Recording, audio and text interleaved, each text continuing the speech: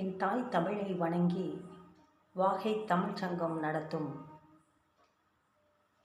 திருக்கார்த்திகை உற்சவ திருநாளை முன்னிட்டு இலக்கியங்களில் பஞ்சபூதங்கள் எனும் அருமையான ஒரு பொருண்மையில் இன்னைக்கு தமிழரின் நீர் மேலாண்மை, அதாவது நீர் குறித்து உங்களிடம் பகிர்ந்து கொள்வதில் நான் மன மகிழ்ச்சி அடைகிறேன். அந்த வகையில் இப்படி ஒரு நல்லதொரு வாய்ப்பை ஏற்படுத்தி கொடுத்த வாகை தமிழ்ச்சங்கத்துடைய நிறுவனர் ஐயா அவர்களுக்கும், ஒருங்கிணைப்பு குழுவினர் அவர்களுக்கும் மற்றும் இந்நிகழ்வினை கண்டு கழிக்கும் அத்துணை சான்றோர் பெருமக்களையும் வணங்கி மகிழ்வோடு என் உரையை துவங்குகிறேன். பழந்தமிழருடைய கட்டமைப்பில் ஒரு முக்கியமான உயிர் நாடியாக, வாழ்வாதாரமாக நீர் அமைந்திருந்தது என்றால் மிகையாகாது.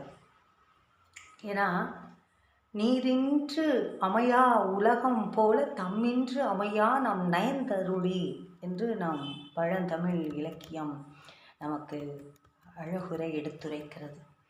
பழந்தமிழர்கள் நீரின் முக்கியத்துவத்தை அறிந்து போற்றினர்.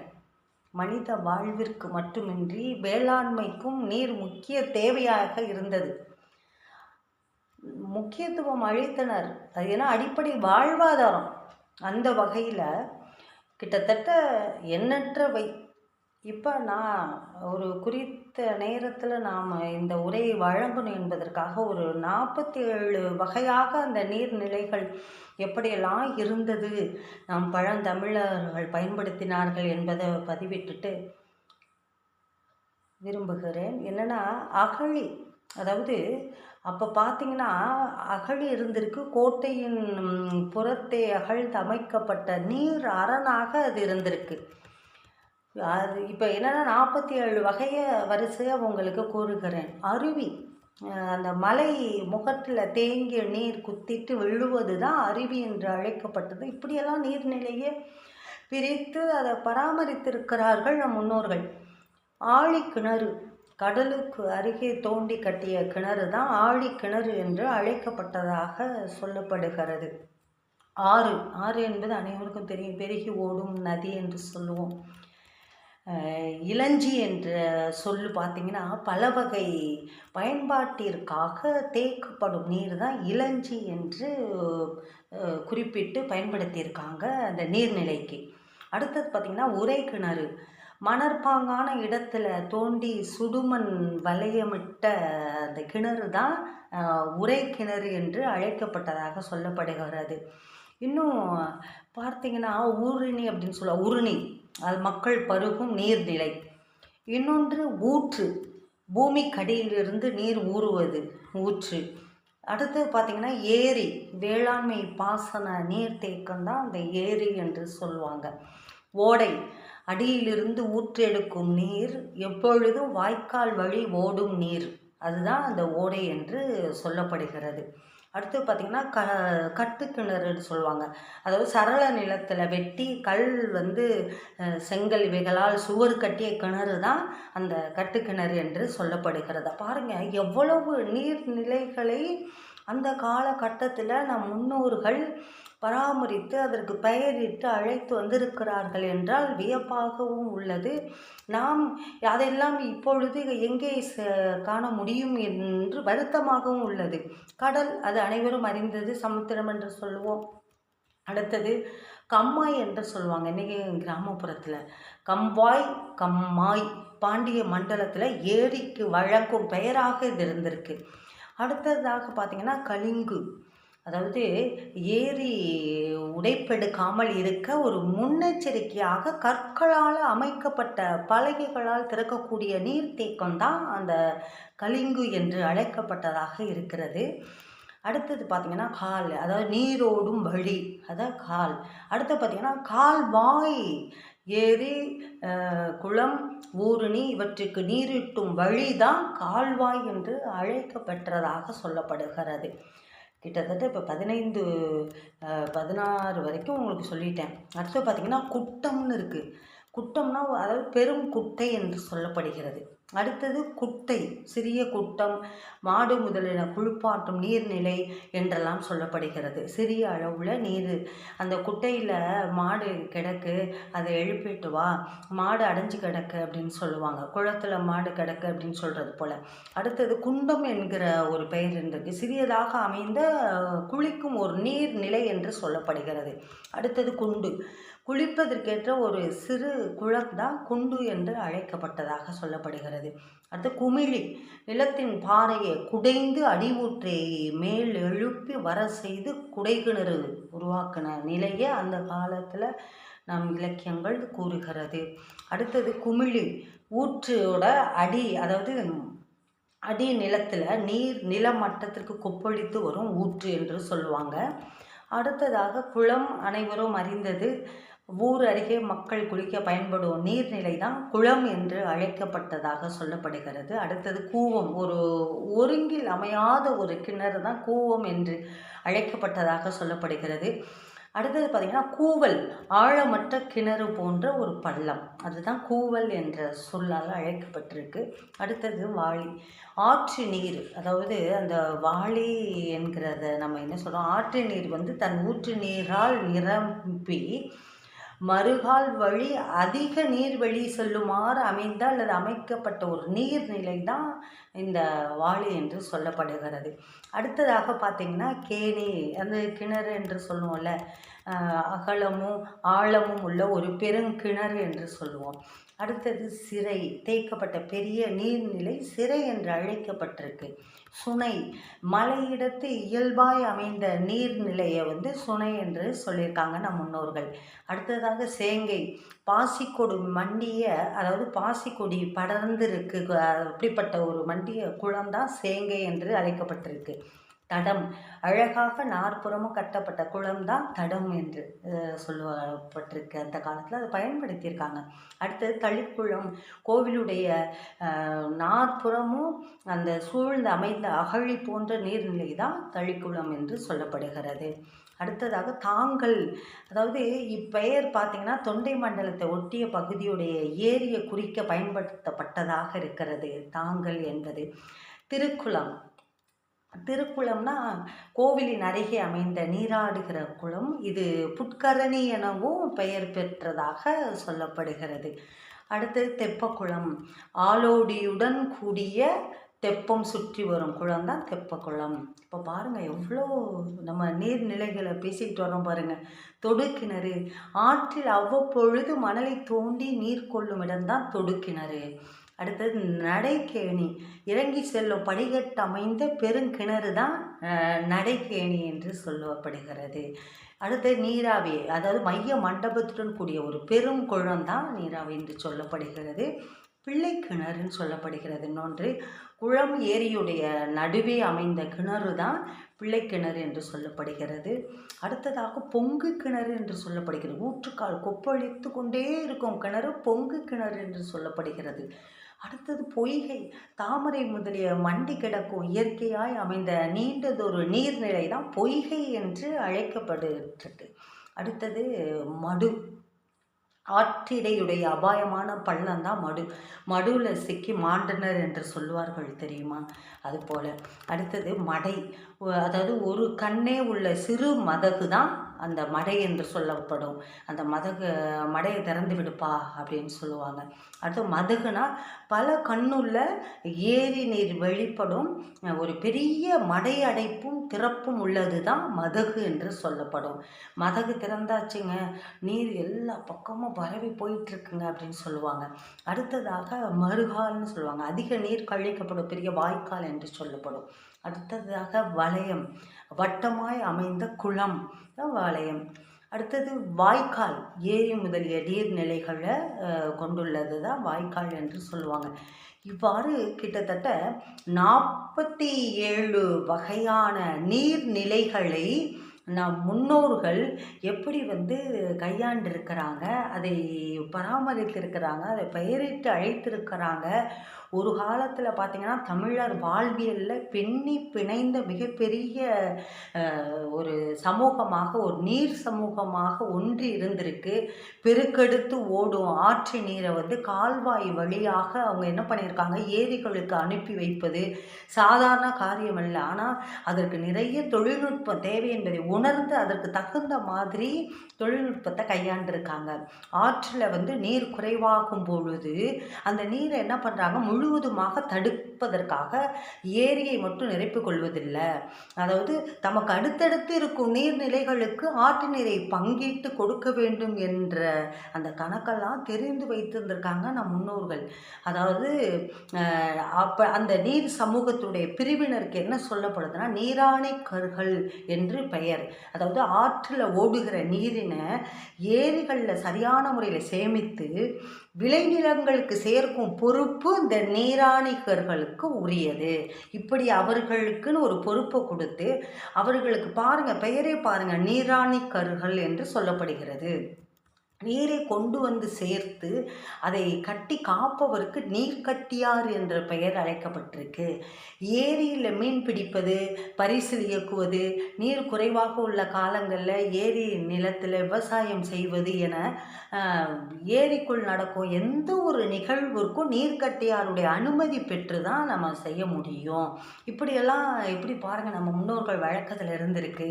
ஒரு ஏரியோடைய உயிர் அந்த கரையில் தான் இருக்கிறது என்று சொல்லப்படுகிறது.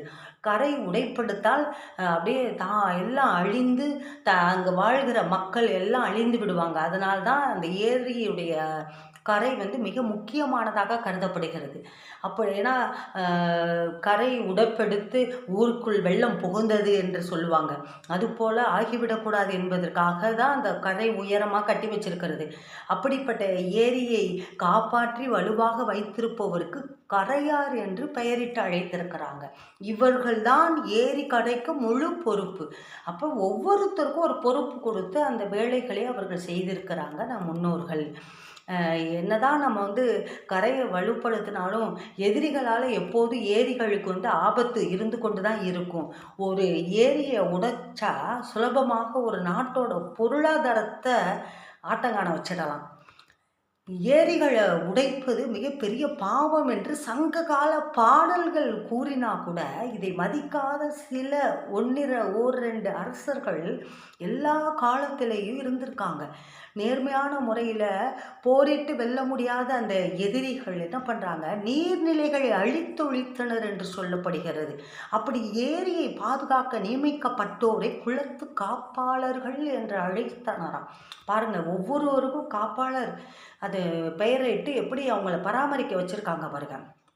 நூற்றுக்கணக்கான ஏக்கர் பரப்பளவு கொண்டது ஒரு ஏரி. இதில் ஆடு மாடுகள் விழுந்து இறப்பதும் சில சமயம் மனிதர்கள் இறந்து போவதும் உண்டு. அப்படி விழுந்து மாண்டவற்றை அப்புறப்படுத்துறதும், ஏரியில் தேவையின்றி வளரும் தாவரங்கள் பாசி போன்றவற்றை அழித்து ஏரியை தூய்மைப்படுத்தவும் ஏற்படுத்தப்பட்டோர் தான் குளத்து பள்ளர்கள் என்று சொல்லப்படும். அழித்து ஏரியை தூய்மைப்படுத்தவும் ஏற்படுத்தப்பட்டோர்கள் இந்த குளத்தில் அதுக்குன்னு ஒதுக்கப்பட்டவர்கள். அதுக்குன்னு அவர்களுடைய தனித்திறனை காட்டக்கூடியவர்களுக்கு பிரித்து கொடுக்கப்பட்டதாக சொல்லப்படுகிறது. அதாவது ஏரியிலிருந்து திறந்து விடு நீரை பார்த்தீங்கன்னா வாய்க்கால் மூலம் வயல்களின் வாசல் வரை சேர்க்கும் பொறுப்பு அந்த வயலுடைய நுழைவாயில் வரைக்கும் நீர் வெட்டியார், அவருக்கு பேர் என்னன்னா அதை பொறுப்பு எடுத்துக்கிட்டவருக்கு நீர் வெட்டியார் அல்லது நீர் பாய்ச்சி என்று சொல்லுவாங்க. இவர்கள் வயலுக்கான நீரை கண்காணிப்பாங்க, சரியான முறையில் எல்லாருக்கும் பாசனம் போகணுங்கிறத. அப்போ பாசனத்திற்காகவும் அந்த வெள்ளத்தின் பொழுது நீரை திறந்து விடுவதற்காக ஏரிக்கரையில் மதகு, மடை, குமிழி, தூம்பு போன்ற அமைப்புகள் இருந்ததாகவும் மடைகளை திறந்து மூடுவதற்கு ஒரு பிரிவினர் இருந்திருக்காங்க. அவர்களுக்கு மடையர்கள் என்று பெயர். நம்ம மடையன் என்றால் முட்டாள் என்று சொல்லுவோம். ஆனால் அப்போ மடையர்கள் என்றால் மடையை திறந்து விடுபவர்களுக்கு மடையர்கள் என்று அழைக்கப்பட்டதாக சொல்லப்படுகிறது. ஏரிக்கு வெறும் நீர் மட்டும் வருவதில்லை, கூடவே பார்த்தீங்கன்னா வண்டல் மண் சேறு சகதியும் சேர்ந்தே அடித்து வரும். இவை அதிகம் சேர்ந்தால் ஏரி தூர்ந்து விடும். இப்போ மதகுகள் அடைத்து கொள்ளும். அதனால் இவற்றை ஏரியில் சேர விடக்கூடாது என்பதில் மிக கவனமாக இந்த பொறுப்பில் உள்ளவங்க இருந்திருக்காங்க.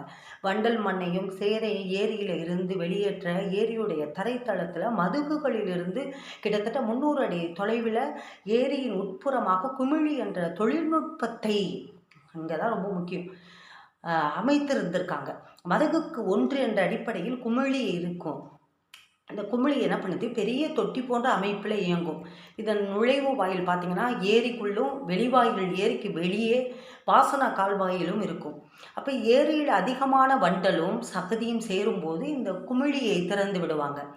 அப்போ சோரடி துளை மூலம் அந்த தரையில், அதாவது சேரோடி துளை மூலம் அந்த தரையில் இருக்கும் வண்டல் மண்ணையும் சேற்றையும் இந்த முறையில் சுத்தமாக வெளியேற்ற முடியும். அது வெளியேறி என்ன பண்ணும், ஏரிக்கு வெளியே உள்ள பாசன கால்வாயில் சேர்ந்து விடும். இப்போ வண்டல் மண் பயிர்களுக்கு நல்ல உரம் என்பதால் இப்படி ஒரு ஏற்பாட்டுன்னா நம் பழந்தமிழர்கள் செய்திருக்கிறாங்க. இப்போ எவ்வளோ தூரம் அந்த நீர் வளத்துக்கு அவங்க முக்கியத்துவம் கொடுத்துருக்குறாங்க. அந்த ஏரியில் சக்தி, அதாவது ஒரு நீருடைய சக்தி உயிருக்கு எவ்வளோ தேவை, அது உயிருக்கு எவ்வளோ வலுவூட்டுகிறது. பழந்தமிழருடைய நீர் மேலாண்மையை நாம் எடுத்துக்கொண்டோமானால் நமக்கு நெகிழ்ச்சி ஏற்படுகிறது. இவ்வளவு பெயர்களா, இவ்வளவு ஊர்கள்லேயும் ஒவ்வொரு ஊர் மக்களுக்கும் எப்படியெல்லாம் வழங்கப்பட்டு அதுக்கு பாதுகாப்பு கொடுக்கப்பட்டு அவர்களுக்கு ஒரு பட்டப்பெயர் வழங்கப்பட்டு அவர்களுக்குன்னு ஒரு பொறுப்பு கொடுக்கப்பட்டு இப்படியெல்லாம் நம் முன்னோர்கள் வாழ்ந்திருக்கிறார்களே, என்ன ஒரு அருமை என்று நமக்கு வியப்பு தான் ஏற்படுகிறது. அந்த ஏரியில் உள்ள சகதி சேருவது வெளியேற்றப்படுது தூய்மைப்படுத்தி. இது தமிழர்கள் பயன்படுத்திய அற்புதமான தூர்வாரும் தொழில்நுட்பம் என்று சொல்லப்படுகிறது. ஆனால் பின்னால் பார்த்திங்கன்னா ஆங்கிலேயர் ஆட்சியில் அதன் அருமை தெரியாமல் என்ன பண்ணாங்க, குமிழி தேவையற்றது என்று சொல்லி நிறைய ஏரிகளிலிருந்து அதை நீக்கிட்டாங்க. தமிழருடைய அறிவியல் சிந்தனையை எடுத்துக்கிட்டோம்னா, அப்பா, விசும்பின் துளிவிழி நல்லால் மற்ற ஆங்கே பசும்புல் தலை காண்பது அரிது. வள்ளுவர் அழகாக குரட்பால் சொல்லியிருப்பார். வள்ளுவர், வான்மொழியும் நீரே உயிர்ப்பு என்பதற்கு அடிப்படையாய் அமைகிறது. அத்தகைய நீர் ஆதாரத்தை தமிழ் மக்கள் தொன்று தொட்டு உயிரினும் மேலானதாக போற்றியுள்ளனர் என்று சொல்லப்படுகிறது. மன்னனின் கடமை மழை நீரை சேமித்த நீரை திறம்பட பயன்படுத்துவதன் மூலமே தமிழகத்தின் வேளாண்மை நடைபெற்றது. அதற்கு மன்னன் ஆட்சியில் மன்னர்கள் நீர் மேலாண்மைக்கு மிகவும் முக்கியத்துவம் கொடுத்துருக்காங்க. மழை நீரினை அந்த ஏரிகள் குளங்களில் சேமித்து வைப்பது பற்றி இளங்கோவடிகள் தம் படைப்பான சிலப்பதிகாரத்தில் மிக அழகாக குறிப்பிட்டுள்ளார். இடியுடை பெருமழை எய்தாயேக பிழையா விளையுள் பெருவளம் மழை பிணித்து ஆண்ட மன்னவன் என்று சிலப்பதிகாரத்தில் காடுகான் கதையில் இந்த பாடல் இடம்பெற்றிருக்கு. இந்த பாடல் அடியில் மழை பிணித்து ஆண்ட மன்னவன் பொருள் முறையாக பெய்யும் மழை நீரினை ஏரி குளங்களில் சேமித்து அவற்றை தக்க முறையில் பயன்படுத்தி நாட்டை வளம் பெறச் செய்யும் மன்னன் இவன் என்று சொல்லப்படுகிறது. ஒரு காலத்தில் தமிழர் வாழ்வியலில் பெண்ணி பிணைந்த மிகப்பெரிய நீர் சமூகமாக இருந்தது என்று நாம் சொன்னோம். அந்த பெருக்கெடுத்து ஓடும் அந்த ஆற்று நீரை எப்படியெல்லாம் கால்வாய் வழியாக ஏரிகளுக்கு அனுப்பி வைத்து என்னென்ன பெரிய பெரிய தொழில்நுட்பம்லாம் செய்தார்கள் என்றால் நமக்கு வியப்பாக தான் இருக்கிறது. ஏன்னா நிறைய அதற்கு அவங்களுக்கு ஒவ்வொருத்தருக்கும் அந்த பெயரிட்டு அழைத்திருக்காங்க பார்த்தீங்களா, அதுதான் அங்கே மிகவும் நமக்கு எப்படி இவ்வளவு பெயர்களாக நம் முன்னோர்கள் அந்த ஒவ்வொருக்கும் ஒரு பெயரிட்டு அழைத்திருக்காங்களே என்று சொல்லி. அப்போ என்ன, ஏன்னா சங்க காலத்திலிருந்து இந்த காலகட்ட வரைக்கும் பார்க்கும் பொழுது அந்த நீர்நிலைக்கு எப்படி முக்கியத்துவம் கொடுத்துருக்காங்க. உண்டி முதற்றே உணவின் பிண்டம் உணவெனப்படுவது நிலத்தோடு நீரே என்று புறநானூறு அழகாக சொல்லுது. இந்த இலக்கிய அடிகள் நமக்கு வலியுறுத்துகின்றன. மழை வெள்ளத்தை தடுக்க மடு, குளம், குட்டம், கேணி என்று பல நீர்நிலைகள் ஆங்காங்கே உருவாக்கப்பட்டன. நீர்நிலைகளில் தண்ணீர் காணப்பட்டால் விளைச்சலும் நிறைவாக இருக்கும் என்பது பொருந்தும் அளவுக்கு வாழ்ந்திருக்காங்க. அதுதான் அபியார் சொன்னார், வரப்புயர நீர் உயரும், நீர் உயர நெல் உயரும், நெல் உயர குடி உயரும், குடி உயர கோன் உயருமான் என்று சொல்லி அழகுற பாடுவாங்க. ஏன்னா நீரேற நெல் விளையும், நெல் விளைய போரேறும் என்ற பழமொழி கூட உண்டு. நம் முன்னோர்கள் இவ்வாறாக நாம் தமிழர்கள் நீர் மேலாண்மையில் தனித்துவமாக சிறந்து விளங்கியிருக்காங்க. தன்னை ஒரு ஆளுமை எல்லாத்துலேயுமே அந்த நீர் மேலாண்மையில் எத்தனையோ கிட்டத்தட்ட 47 குறிப்புகள் உங்களுக்கு சொன்னேன். இன்னும் நிறைய இருக்கிறது. அது பார்த்திங்கன்னா ஒவ்வொன்று ஒரு சொல் பல பொருள், பல சொல் ஒரு பொருள் அப்படிங்கிற மாதிரி நிறைய இருக்குது. ஒரு சொற்களஞ்சியம்தான். அதுக்கு ஏற்றவாறு நமக்கு மேலாண்மை, நீர் மேலாண்மையில் எவ்வளோ உத்திகளை நம் முன்னோர்கள் கையாண்டிருக்கிறாங்க. அப்போ இவ்வளோ கையாண்டிருக்காங்க. நீங்கள் நினைத்து பாருங்களேன், என்னுடைய தாத்தா கிணற்று நீரையும் ஊற்று நீரையும் பருகினார். என்னுடைய அப்பா கிணற்று நீரை இன்றும் பருகிறார். நானோ இன்று நெகிழி குடுவையில் பாருங்க, நானோ இன்று நெகிழி குடுவையில், என் பிள்ளைகளும் இன்று நெகிழி குடுவையை பார்க்கின்றனர். ஆனால் நாளை இன்னும், அதாவது இப்போ நான் என் பிள்ளைகள் என்ன பார்க்குறோம், நெகிழி குடுவையில் நம்ம தண்ணீரை குடிக்கிறோம், அதை பயன்படுத்திக்கிறோம். அந்த நெகிழியால் எவ்வளோ விளைவுகள் மோசமாகுது என்பது நாம் அறிந்ததே. ஆனால் அன்னைக்கு பார்த்திங்கன்னா நம் முன்னோர்கள் அந்த நீரை ஏன்னா எனக்கு நினைவு இருக்கிறது இப்பொழுது. ஏன்னா நான் 6ஆம் வகுப்பு படிக்கும் பொழுது நாங்கள் 3 காதம் தொலைவு எங்கள் ஊரிலிருந்து, கிராமத்திலிருந்து நாங்கள் பள்ளிக்கு படிக்க செல்லும் வழியில் ஒரு சிறிய வாய்க்கால் ஓடும். நாங்கள் காலையில் போகும் பொழுது தூய்மையான அந்த நீரை காலைல பருகிட்டு போவோம் நடந்து. திரும்பி வரும் பொழுது பையெல்லாம் வைத்து விட்டு அந்த நீரை அப்படியே தெளிவாக ஓடும் அந்த நீரை பருகினது உண்டு. ஆனால் இப்போ உள்ள பருவத்தை நாங்கள் பார்க்கும் பொழுது, அந்த வழியாக செல்லும் பொழுது அந்த வாய்க்கால் கூட குறுகி போய்விட்டது. அவ்வளோ அகலமாக இருந்தது கூட இன்று குறுகலாக ஓடுகிறது. அது அந்த நாள் நினைவலைகளை மறக்கடிக்கிற மாதிரியா அந்த இடம் போகும் பொழுது என்னை அறியாமல் நிகழ வைக்கும். அன்று ஒரு நாள் நம்ம இந்த இடத்துல இந்த குறுகிய அந்த சிறிய வாய்க்காலில் நம்ம தண்ணீர் பருகுனமே பள்ளி செல்லும் பொழுது என்று நினைவலைகள் என் நெஞ்சத்தை வருடும். ஆமாம், இன்றைக்கி எங்கள் ஊருக்கு சென்றாலும் பெரிய வாய்க்கால், சிறிய வாய்க்கால், குளம், இப்போ அருகாமையில் உள்ள ஏரி என்று சொல்லி எண்ணற்றவைகள் இருக்கின்றன. ஆனால் அந்த காலத்தில் உள்ளது போல, அப்போ நாங்கள் சிறு பிள்ளையில் இருந்து மகிழ்ந்தது போல, குளத்தில் குளித்தது போல, நீண்ட நேரம் குளத்தில் ஆடி பாடி மகிழ்ந்தது போல இன்னைக்கு என் பிள்ளைகள் குளத்தில் இறங்கினது இல்லை என்று நான் சொல்லுகிறேன். உண்மையும் அதுதான். என் பிள்ளைகள் குளத்தில் இறங்கினதில்லை. குளம் என்று எதுன்னு காட்டக்கூடிய சூழல். இதான் குளம், இதுதான் வாய்க்கால், இதுதான் ஆறு, இதுதான் ஏரி என்று அவர்களுக்கு சொல்லும் நிலை. அப்படி ஆகிவிட்டது சமூகம். அப்போ வரும் நாட்களில் என்ன ஆகும் என்று நினைத்து பாருங்கள். நம் தமிழருடைய நீர் மேலாண்மை என்பது உயிரை விட மேலானதாக இருந்திருக்கு. அந்த உயிரை காக்கக்கூடிய, உயிருக்கு உணவாகக்கூடிய, நீண்ட நாள் உயிர் வாழ்ந்தார்கள் சித்தர்கள். எதை உண்டு? தண்ணீர்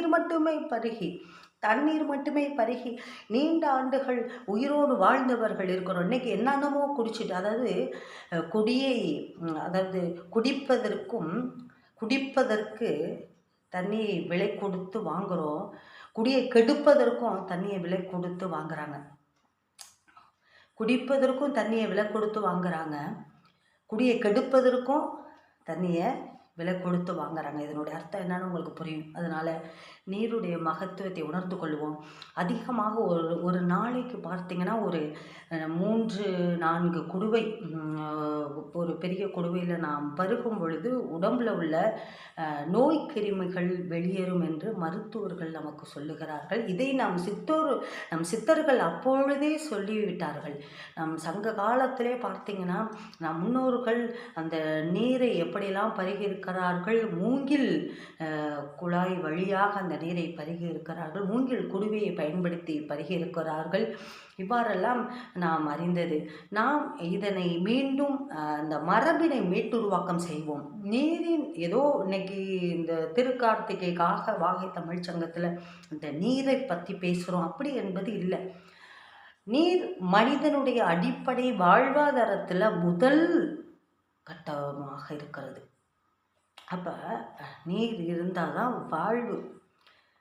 உணவு இல்லாமல் இருந்துடலாங்க, தண்ணி இல்லாமல் இருக்க முடியாதுங்க.